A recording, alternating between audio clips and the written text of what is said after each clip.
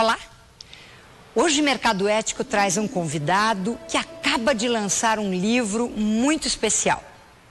O convidado é o professor Celso Pitta, que é formado em administração de empresas, fez pós-graduação em recursos humanos e inclusive criou um curso de pós-graduação, que eu vou ler o nome aqui para vocês, que é muito importante porque trabalha com a questão organizacional. É o curso de pós-gestão de recursos empresariais integrados. Eu cheguei de uma viagem outro dia e vi um lançamento. O livro Liderança Criativa, a dimensão espiritual nas organizações. E comecei a ler o livro e falei, vou convidar o professor Celso Pitta.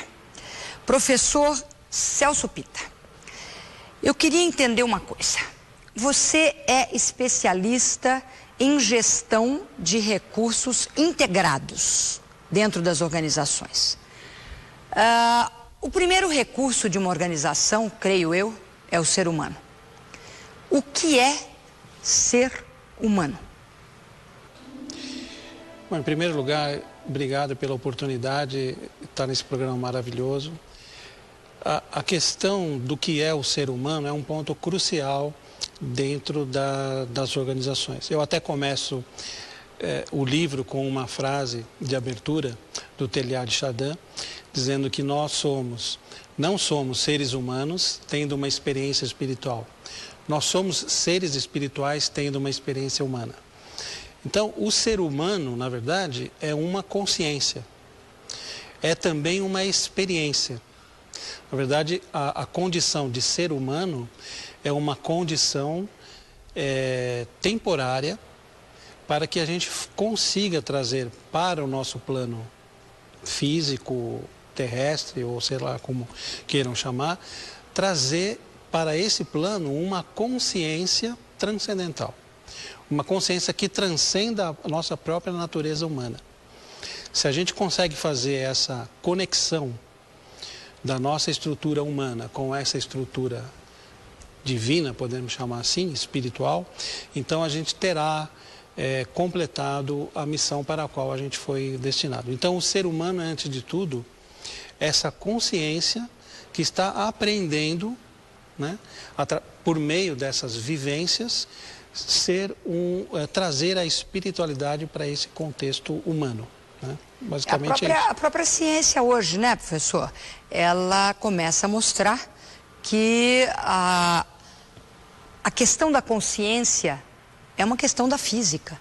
Sim. Se o universo é, do ponto de vista da física pura, uma mega consciência, e se hoje está provado que a matéria não existe enquanto matéria, mas enquanto fragmentos de energia, quer dizer, isso é a ciência mais pura hoje, a ciência ortodoxa, se a gente quiser chamar assim, né?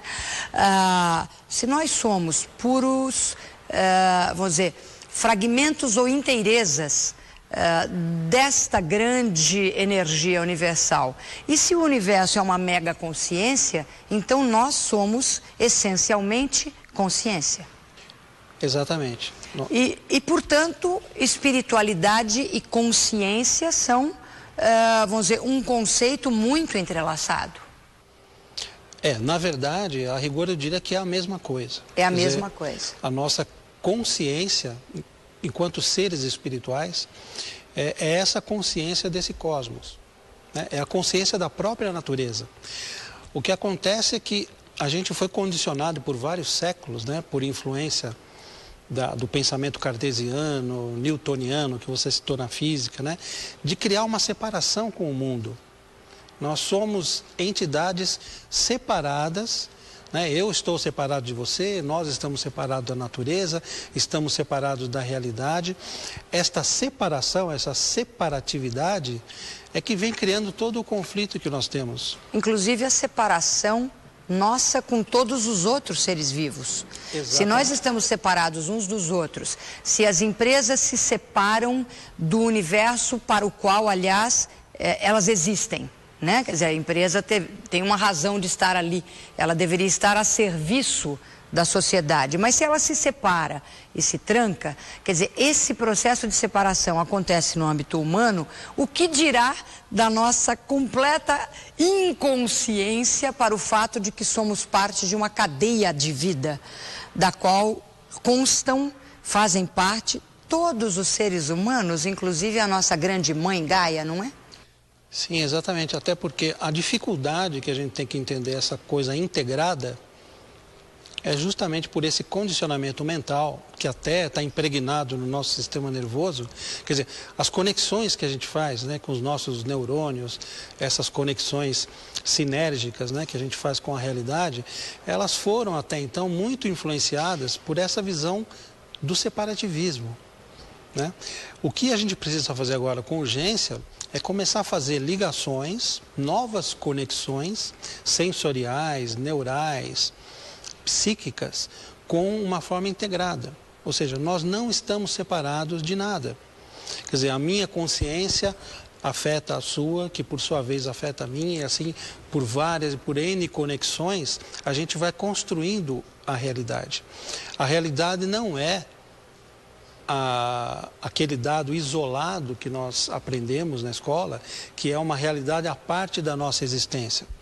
Aliás, puxa, isso que você está comentando, para mim lembra algo que eu acabei de ouvir de uma outra pessoa também tão luminosa, que é o Muhammad Yunus. O Muhammad Yunus, que é o Prêmio Nobel da Paz de 2006, que é de Bangladesh e criou o Banco dos Pobres, né, o Grameen Bank, né? Este banqueiro que fez uma verdadeira revolução no sistema de microcrédito no mundo, que hoje inspira N instituições, sejam elas financeiras, ou ONGs, ou governos, ou comunidades como um todo, para a criação de novos processos produtivos, ele comentou exatamente isso outro dia num diálogo que nós tivemos. Ele falou, nós não somos criaturas, nós somos criadores da realidade. Então, essa separação que você tão bem coloca, quer dizer, existo eu e existe a realidade, né? Essa separação me dá uma sensação de que eu sou impotente para gerar algo novo. No momento em que eu percebo que eu não sou criatura, mas eu sou criador, e que a realidade não está separada de mim, porém ela é a criatura de minha mente, né? Quer dizer, nós somos criadores de toda a realidade que nos circunda. No momento que a gente entende isto, aí a gente começa, provavelmente, a utilizar o que de fato nós somos, seres humanos. É isso, professor? No próximo bloco eu volto com o professor Celso Pitta, que não tem nenhum parentesco com nenhum homônimo, para falar sobre liderança criativa e a dimensão espiritual nas organizações. Até já.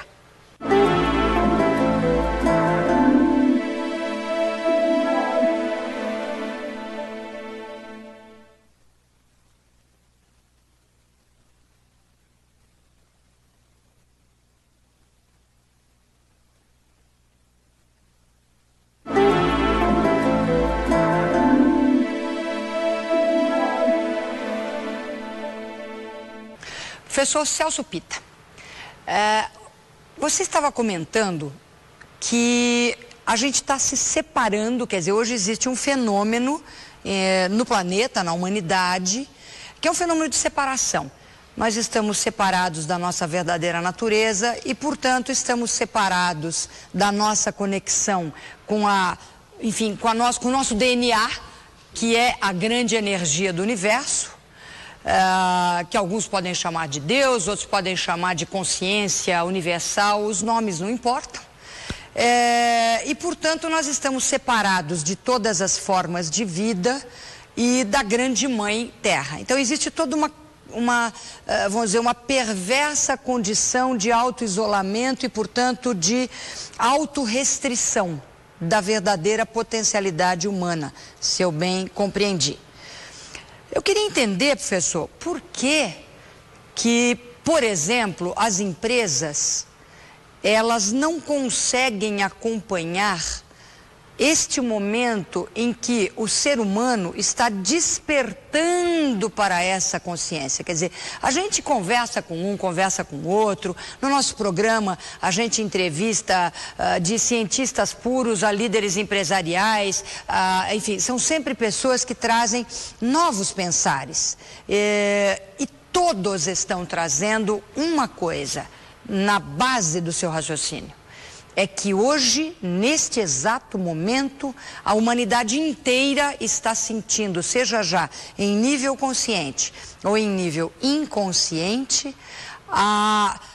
o despertar para algo maior, para algo mais elevado, para essa interconexão, para o fato de que nós não somos independentes, nós somos interdependentes.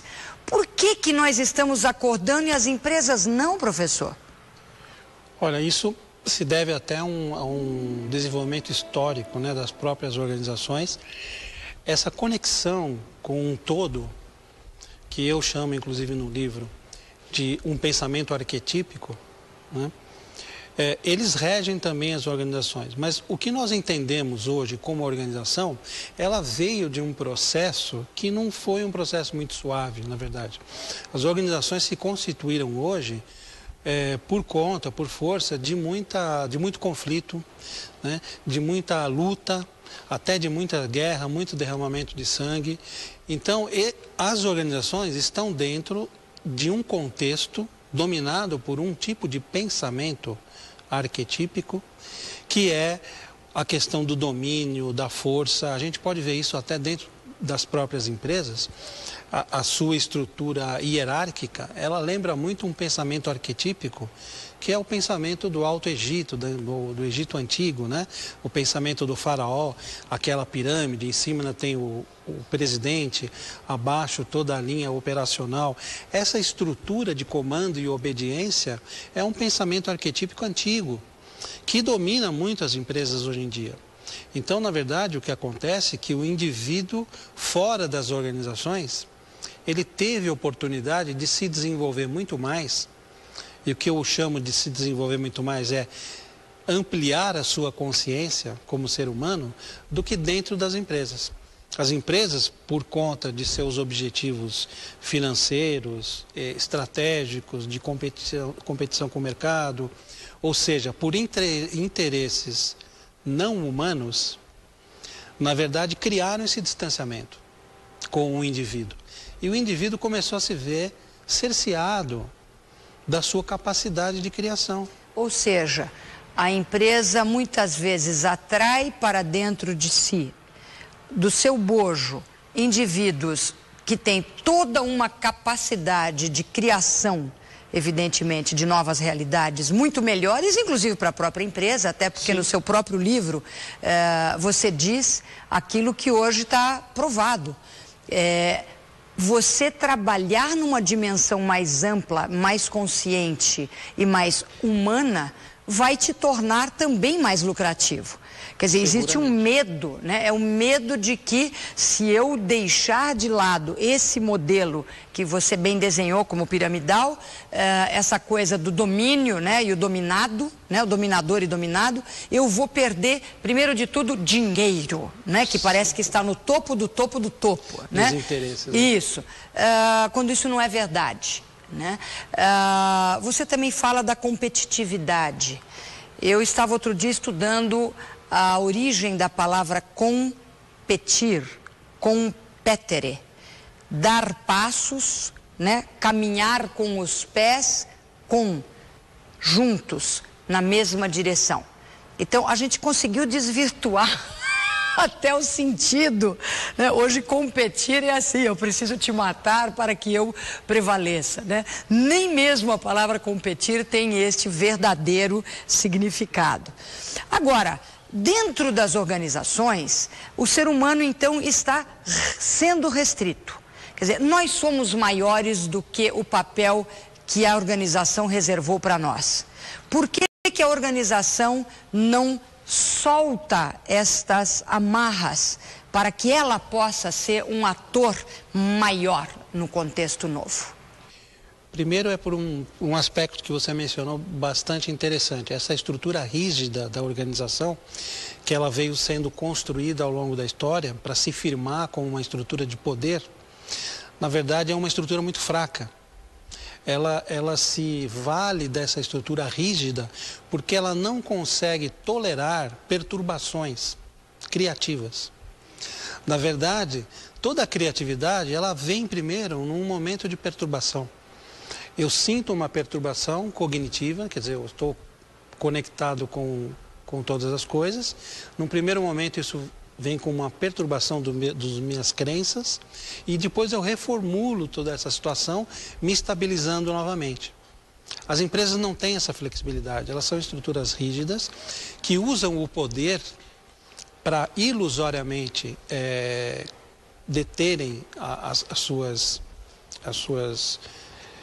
o dinheiro, o seu status financeiro, que põe realmente em primeiro lugar, mas isso vem principalmente pela questão da sua própria fragilidade, pelo fato de não conseguir entender o que é humano, né? Pela incapacidade que ela tem de entender o que é o ser humano, ela se defende num modelo autoritário, num modelo repressivo, porque ela entende ilusoriamente que aquilo vai ser uma perturbação negativa. E até pela própria crença do que você mencionou, do que é competição. Há pouco nós conversávamos que as palavras estão sendo deturpadas, o significado das coisas estão sendo deturpados. Na verdade, a gente criou um mundo tão complexo, do ponto de vista tecnológico, do ponto de vista de relacionamento, que nós estamos nos tornando incapazes de entender coisas muito simples. Né? Isso é a chave daquilo que nós vamos aprender com o professor no nosso próximo bloco. Até já!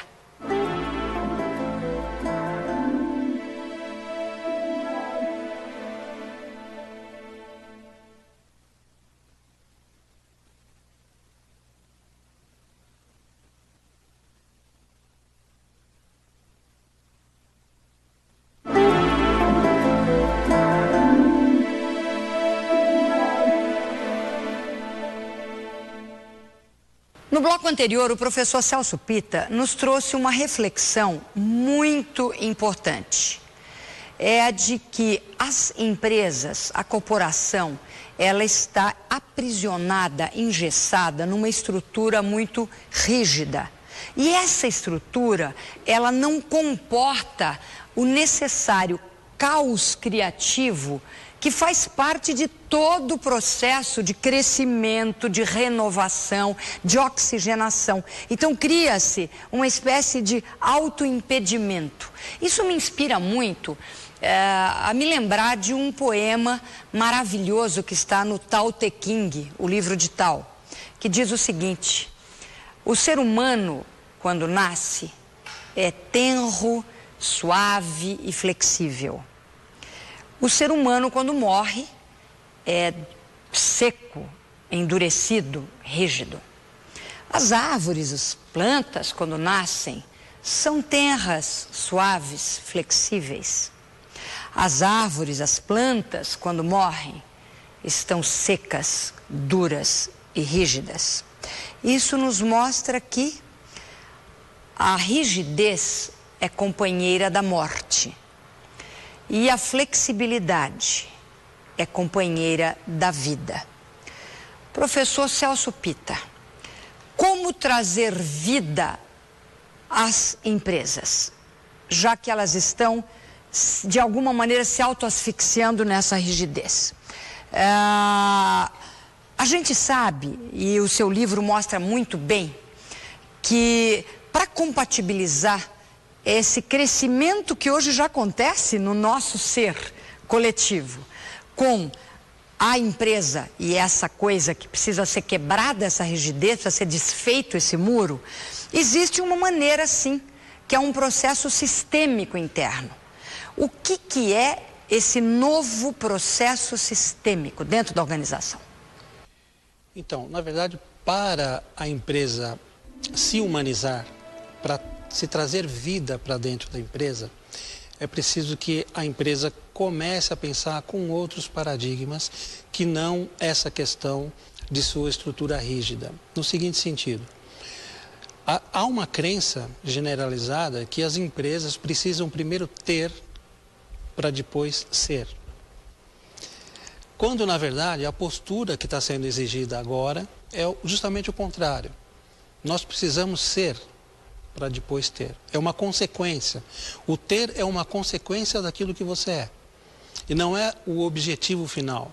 Bom, eu tenho que ter a qualquer custo, eu tenho que ter lucro de qualquer forma, eu tenho que competir. Você há pouco falou da questão da competição. No ponto de vista sistêmico, não existe competição. Na verdade, existe colaboração. A competição, como é entendida hoje dentro das empresas, é feita de uma forma destrutiva. Na verdade, a competição não é uma coisa sadia, no contexto onde está colocada hoje nas empresas. O que precisa haver, e aí a gente entra no conceito sistêmico das organizações, é que o pensamento sistêmico, ele concebe a realidade no momento em que existem conexões. Ou seja, a realidade não é uma coisa que está pronta e fora de nós. Na medida em que eu compreendo que eu posso construir uma realidade por meio das minhas conexões, por meio dos meus relacionamentos, então eu começo a criar possibilidades infinitas dentro da empresa. E é isso que eu chamo de criatividade. E para você ativar esse pensamento sistêmico, é preciso de um treinamento. Na verdade, a gente precisa largar antigas crenças, as empresas precisam largar antigas crenças que elas possuem a respeito de como elas obtêm as coisas. Na verdade, nós não precisamos obter as coisas destruindo essas coisas. Com certeza, com certeza. Não precisamos produzir destruindo a natureza. Não precisamos produzir destruindo o próprio ser humano. Eu cito no livro que o ser humano não está destruindo a natureza, ele está destruindo a natureza de sua própria natureza. Com certeza, é uma autodestruição que é simbolizada exteriormente, né? Quer dizer, tudo o que eu destruo, evidentemente, é uma projeção da minha autodestruição. Exatamente. Com certeza. É uma projeção da minha consciência limitada. Se eu me entendo como alguém separado de você, automaticamente eu vou criar mecanismos de defesa. Eu vou atacar para defender.